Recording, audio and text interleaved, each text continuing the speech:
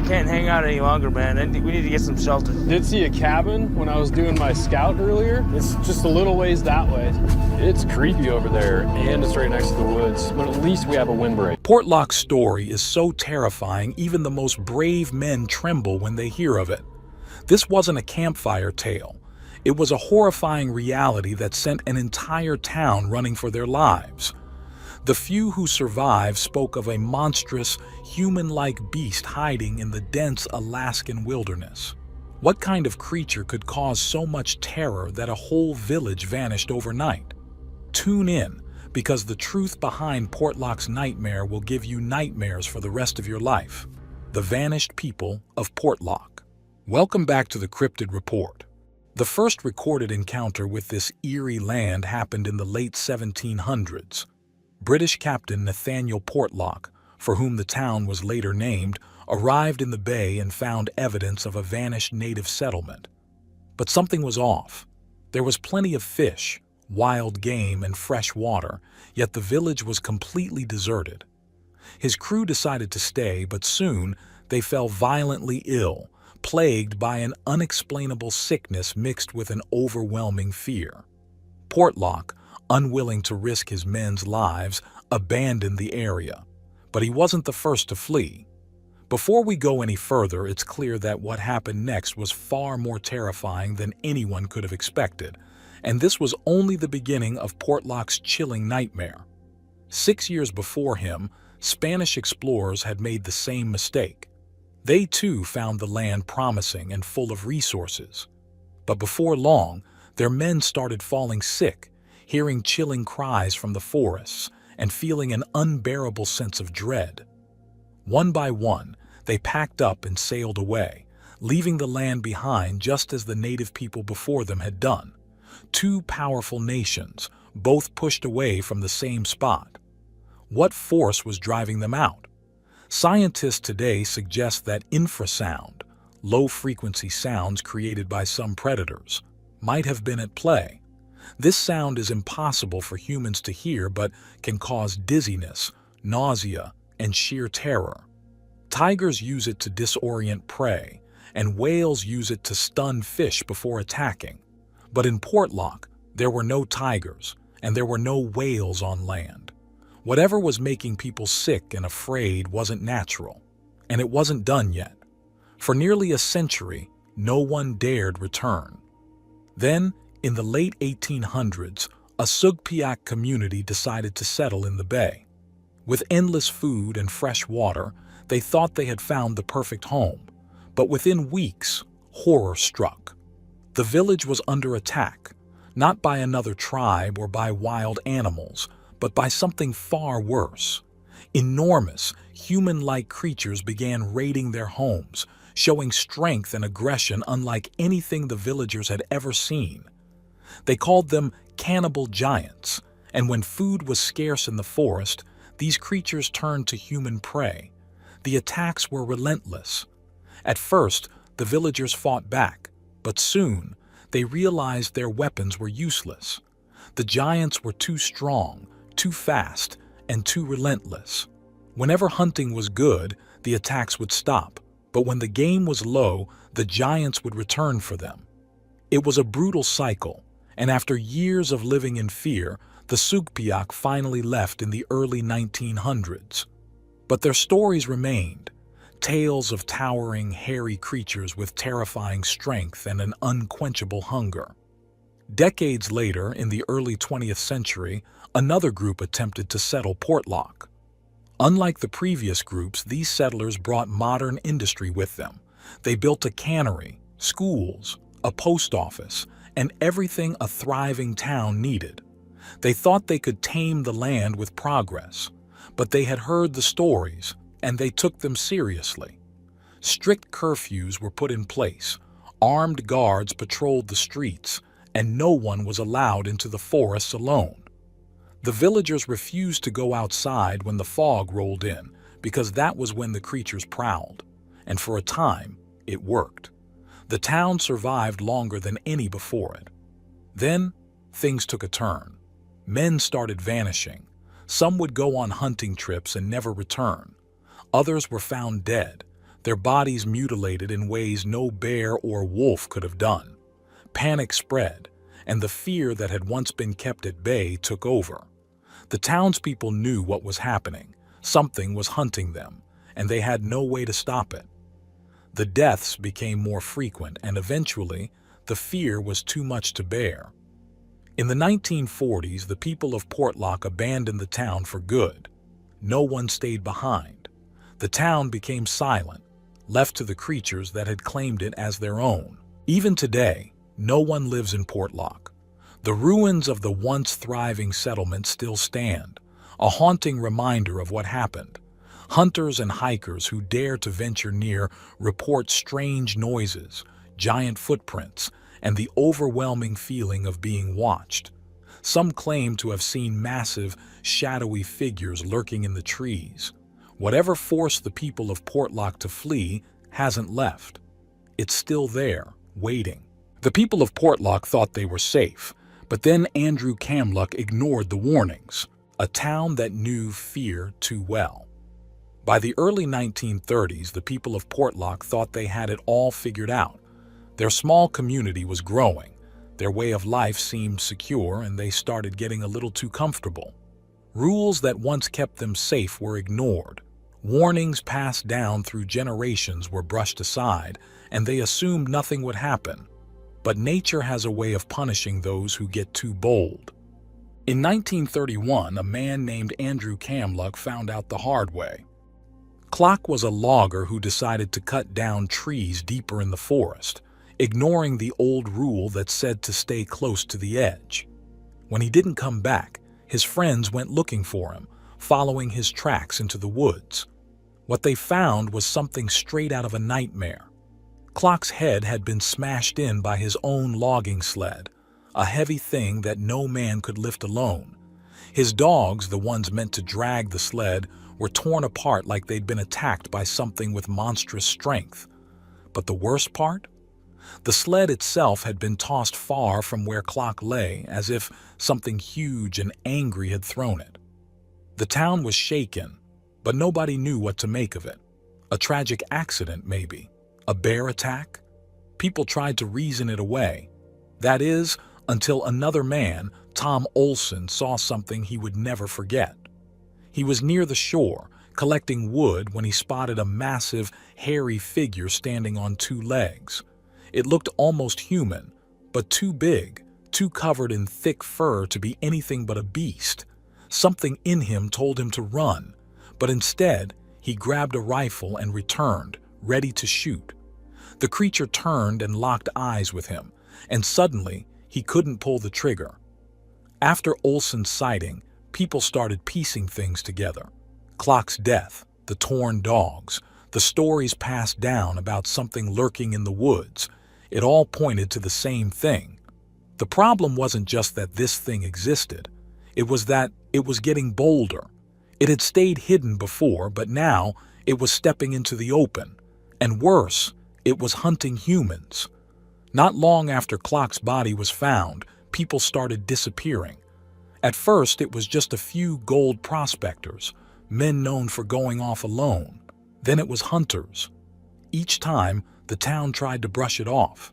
Maybe they just got lost. Maybe they'd come back. But as the missing persons list grew, the excuses ran out. And when bodies started washing up in the bay, covered in claw and bite marks, even the biggest skeptics had to admit something was very, very wrong. Some still refused to believe a monster was to blame. Bears, they said. Wolves. But that didn't explain the way the bodies looked. Some were barely recognizable, shredded beyond anything a normal predator would do. Others were found in pieces, limbs torn off with a force no animal in the area should have. Then, one body changed everything. It had been washed down the mountain by spring rains, and when the villagers saw what had been done to it, even the doubters went silent. No bear did this. No wolf was capable of something so brutal. Fear settled over Portlock like a dark cloud. People went back to following the old rules. They posted guards. They avoided the woods. But it didn't matter. Whatever was out there wasn't going away. It was watching, It was waiting, and it wasn't done. More and more bodies turned up. Trails, rivers, the bay, all became graveyards for people who had the misfortune of crossing its path. Some never came back at all. Officially, 15 people were reported missing, but the locals knew the truth. The real number was much higher, and worse, whatever was attacking them wasn't stopping. Then came the final straw. The canning workers, people who worked at the port away from the woods, refused to show up for their jobs. They weren't hunters, they weren't loggers, but they were scared. Something was out there, and they weren't about to be its next meal. The town begged them to stay, offering armed guards and constant protection. But deep down, everyone knew it was only a matter of time. Even as the town emptied, the fear stayed, and those who dared remain quickly learned that whatever was lurking had no plans to leave. When the shadows began to move. By 1950, Portlock was finished.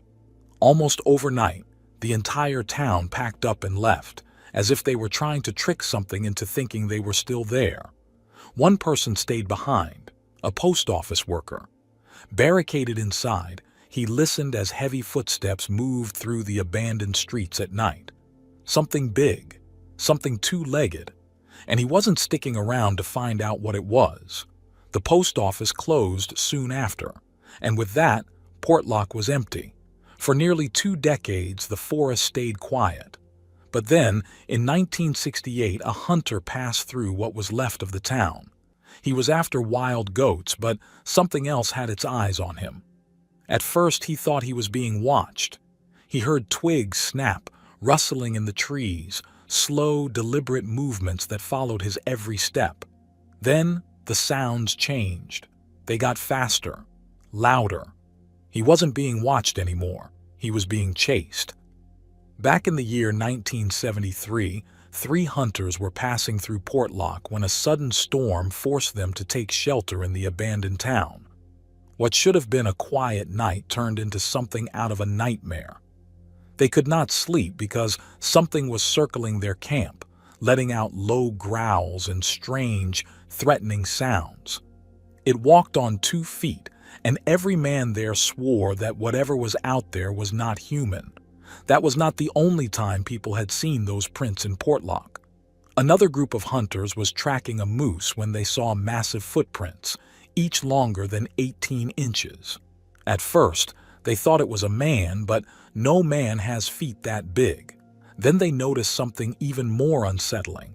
The creature was after the same moose. When they reached a clearing, the ground was torn up as if something huge had wrestled the animal. But there was no moose anymore. The giant footprints continued up the mountains while the moose tracks simply stopped. Whatever left those tracks had taken the massive animal with it, and that alone was enough to make the hunters leave. Fast forward to the year 1990, and another disturbing incident happened. A paramedic was called to a jail in Eagle River to help a 70-year-old inmate who had suffered a heart attack. The man seemed out of it, barely responding to anything. That is, until the paramedic mentioned he had been hunting near Portlock. In an instant, the elderly man grabbed his shirt, his eyes wide with fear. "Did you see it? Did it bother you?" He repeated the question over and over, even as guards pulled him away. Whatever he had seen, or whatever he thought he had seen, still haunted him after all those years. Many people want to explain away what happened in Portlock. They say the torn-up bodies found in the woods were just the work of bears, but that does not explain everything. Sure, bears are dangerous, and they do stand on 2 legs sometimes, but the locals were not fools. They knew the difference between a bear and something else. They also knew that a bear would not leave massive human-like footprints or silently stalk hunters through the night. If it was just a bear, why did an entire town abandon their homes without a fight? Then there is the case of Clock. People found him with his head smashed in, far from any tree or sled that could have caused an accident. Some say he had a seizure, hit his head, and kept walking in a daze. But that does not explain why his dogs were found ripped apart. If a bear did it, why did it only go after the dogs and not him? Unless, of course, he was already dead when they arrived. That explanation makes sense, until you realize how many other people vanished from Portlock, never to be seen again. Between 15 and 30 people disappeared without a trace.